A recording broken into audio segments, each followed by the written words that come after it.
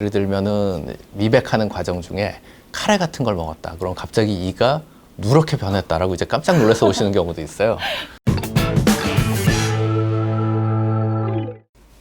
안녕하세요. 일상생활 속 궁금했던 건강 관련 팩트를 짚어보는 시간, 건강 팩트 체크의 조민정입니다. 오늘 함께할 교수님을 모셔봤는데요. 교수님 소개 한번 부탁드릴게요. 안녕하세요. 저는 연세대학교 강남세브란스 병원 치과보존과에 있는 박정원이라고 합니다. 만나 뵙게 돼서 반갑습니다. 반갑습니다. 교수님, 오늘의 주제는 치아 미백인데요.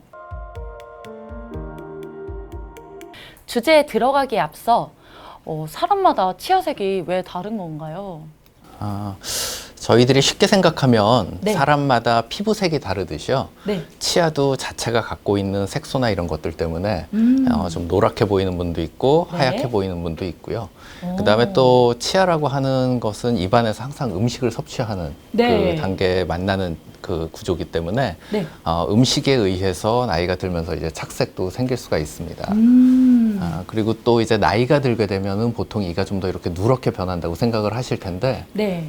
그거는 치아 안에 있는 이제 치수라고 하는 부분이 나이가 들면은 석회화가 되면서 좁아지게 돼요.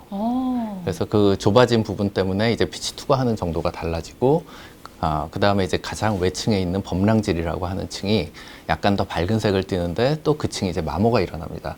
그래서 그런 노화 과정에 의해서 자연스럽게 치아 색상이 약간 노랗게 바뀌는 거죠. 집에서 하는 셀프 치아 미백 제품 정말 효과가 있을까요? 아마 그거는 케이스 바이 케이스가 될 것 같습니다. 그래서 저희들이 이제 치아 미백이라고 하는 거를 실제 치과에 와서 해도 마찬가지고 자가 미백을 집에서 하는 경우도 마찬가지고요. 어떤 분들은 효과를 봤다라고 하는 분도 있고, 네. 또 어떤 분은 그게 별로 효과를 보지 못했다라고 하는 분도 있을 수가 있습니다.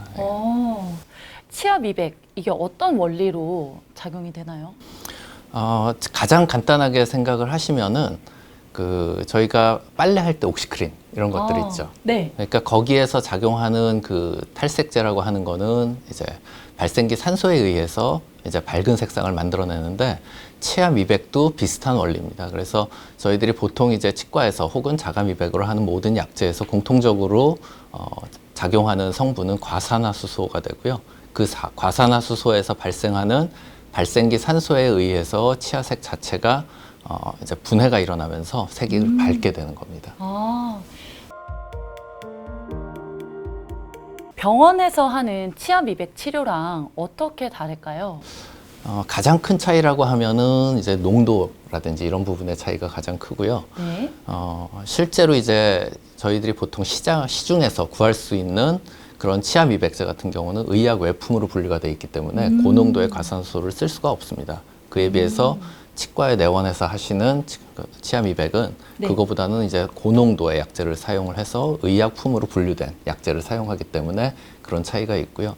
그다음에 이제 그 의약 외품과 의약품의 차이가 있기 때문에 안전성이나 이런 부분들에 있어서 약간 차이가 있을 수 있다라고 보시면 됩니다. 그런 차이가 있군요. 혹시 미백을 진행하면 유지 기간이 얼마나 될까요? 개인의 음식을 섭취하는 습관에 따라서 차이가 큽니다. 가령 뭐 와인이라든지 콜라라든지 커피나 이런 것들을 많이 섭취하시는 분들은 아무래도 원래 색깔로 다시 돌아가려고 하는 경향이 더 빨리 나타나고요. 네. 그렇지 않은 분들은 훨씬 그 기간이 길어지고요. 보통 저희가 일반적으로는 미백이 끝나고 나면은 한 2, 3년 정도 최소 유지는 되고, 그 이후에 색상이 어두워졌을 때 다시 간단하게 터치업이라고 하는 그런 술식을 통해서 미백을 다시 해주면은 다시 미백이 끝났을 때 색상으로 쉽게 돌아오게 됩니다. 역시 후 관리도 굉장히 중요한 것 같습니다. 라미네이트와 영구 미백, 많은 분들이 이 부분도 관심을 갖고 계신데요. 치아 미백과 어떤 차이가 있나요? 치아 미백이라고 하는 것은요, 가장 큰 장점이 치아를 아무런 손상을 주지 않고 화학적으로 색을 밝게 하는 방법이고요. 라미네이트 혹은 영구 미백이라고 하는 방법은 실제로는 이제 보철적인 치료가 들어가는 겁니다. 그렇기 때문에 라미네이트든 영구 미백이든 치아를 삭제를 하는 그런 물리적인 손상을 주는 술식이고요. 미백을 해서 안 됐을 때 그 다음 방법으로 고려를 할 수 있는 그런 방법이지만은 치아라고 하는 조직은 우리 인체에서 거의 유일하게 한 번 만들어지고 난 이후에 재생이 되지 않는 조직입니다. 그렇기 때문에 가능한 한 내 치아를 보존을 하는 쪽으로 우선 선택을 하시는 게 가장 좋은 치료의 어떤 방법이 될 수 있습니다. 치아 미백은 부작용이 따로 없을까요? 치아 미백을 하는 경우에 저희가 이제 주의사항으로 말씀드리는 게 가장 흔한 부작용이라고 하는 것은 이제 이가 치아 미백을 하고 나서 시리다라는 그런 말씀들을 많이 하세요. 네. 그러면은 이제 그 시린 게 그러면은 계속 되느냐? 실은 그렇지는 않고요. 미백을 하고 나서 한 2, 3일 정도 지나게 되면은 이제 다시 시린 증상은 회복이 됩니다. 그렇기 때문에 미백을 했을 때 내가 이가 시리다라고 느끼면 계속해서 미백을 하시면 안 되고요. 한 2, 3일 정도 이렇게 좀 회복기를 주고 그 이후에 미백을 하신다면은 어떤 문제가 생기지는 않습니다. 그 다음에 이제 미백이라고 하는 것도 굉장히 여러 가지 방법들이 있는데 저희가 일반적으로 시중에서 사용하는 그 미백 약제는 이제 이가 살아있는 생활치라고 하는 신경이 살아있는 치아에서 하는 미백 방법이고요. 그 다음에 이제 신경 치료를 한 치아에서 하는 그런 미백 치료들도 있는데 그거는 이제 약간 그 약제를 치아 안에다 넣어서 치료를 하는 거기 때문에 효과는 더 좋지만은 과거에는 이제 거기에 열이나 아니면 빛을 쪼이는 그런 방법들을 써왔는데 그랬을 경우에 치아 쪽에서 치아 흡수가 일어나는 부작용이 보고된 바들이 있습니다. 그렇긴 하지만 요즘 이제 그런 거에 대한 원인이나 이런 것들을 많이 알려졌기 때문에 그거를 보호하고 치료를 하기 때문에 이제 그런 현상들은 굉장히 옛날에 비하면 아주 드물게 나타나는 현상으로 볼 수 있습니다. 치아 미백을 하는 동안 주의사항이 있을까요? 네, 저희가 이제 보통 그 치아 미백을 할 때 주의사항을 설명을 드리는데요. 이가 시리다라고 느끼는 경우는 계속하지 말고 중간에 잠시 멈췄다 하라는 게 가장 중요한 주의사항이고요.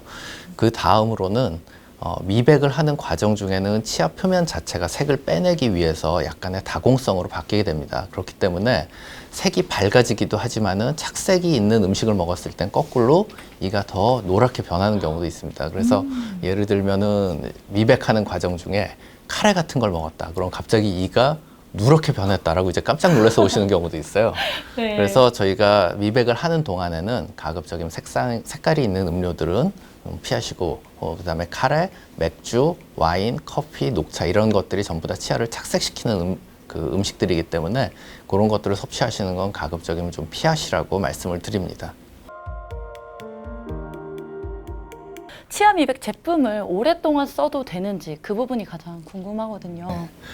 그러니까 보통 자가 치아 미백제로 사용하는 경우에는 이게 실제 어느 정도를 써야 된다라는 가이드라인은 없습니다. 그렇지만은 미백제라고 하는 거는 굉장히 안전한 약제이기 때문에 이 기간 자체를 어느 정도 오래 쓰셔도 문제는 없지만 그거를 무분별하게 너무 오래 쓰게 되면 그래도 부작용은 생길 수가 있습니다. 특히 이제 시중에 판매되는 약제들 중에 pH가 너무 낮은 약제들 이런 경우는 치아가 이제 부식이 일어나면서 치아가 깎여 나갈 수 있는 그런 문제점들이 있기 때문에 그런 경우는 이제 기간을 너무 길게 하면 안 되고요. 또 어떤 제품들은 그런 부작용 없이 오랫동안 쓸 수 있는 제품도 있고 그건 제품에 따라서 조금씩은 차이가 있다라고 보셔야 되고요. 통상적으로는 저희가 이제 치과에 내원해서 빠른 방법으로 하는 경우에는 고농도로 한 번 내지 2번 정도에 끝나기 때문에 그런 경우는 오래 사용하지 않는 방법이 되고요. 그 다음에 이제 자가 미백이라고 해서 집에서 환자분이 치과에서 약을 받아서 사용하는 거는 통상적으로는 한 4 내지 6주 정도를 저희가 추천을 하고 있습니다. 하지만 색이 돌아오는 거에 따라서 저희가 그거보다 조금 더 길게 하는 경우도 있고요. 그 다음에 자기 혼자 이제 시중에서 판매하는 미백제를 사서 하는 경우라고 하더라도 3개월에서 6개월 이상 이렇게 오랫동안 사용할 때는 반드시 주의가 필요하다라고 생각이 됩니다. 누구나 할 수 있는 시술인가요? 예, 미백제라고 하는 자체는 아까 말씀드린 것처럼 굉장히 안정적인 시술이기 때문에 실제 이게 절대 사용하면 안 된다라고 하는 것은 많지 않습니다. 하지만은 아이들에 있어서만큼은 굉장히 좀 법으로 제한을 하는 국가도 있습니다. 특히 유럽 쪽 국가에서 그런데요. 그런 데서는 12세 미만의 아동들에 있어서는 미백하는 거를 추천을 하지 않고 있고요. 아이가 조금 더 성장을 한 이후에 그 이후에 미백을 하는 거를 추천을 하고 싶습니다.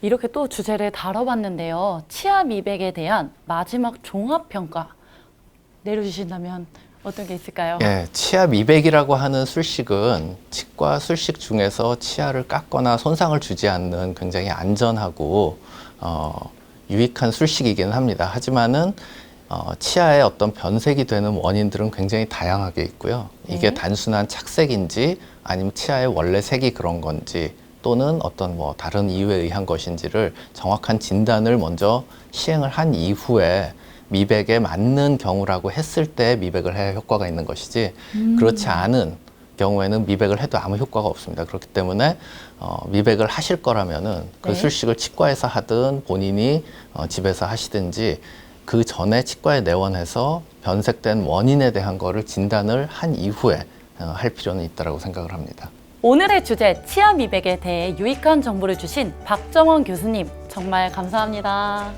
감사합니다. 궁금하신 부분은 언제든지 댓글로 남겨주세요. 여러분의 좋아요와 구독은 사랑입니다. 채널 고정!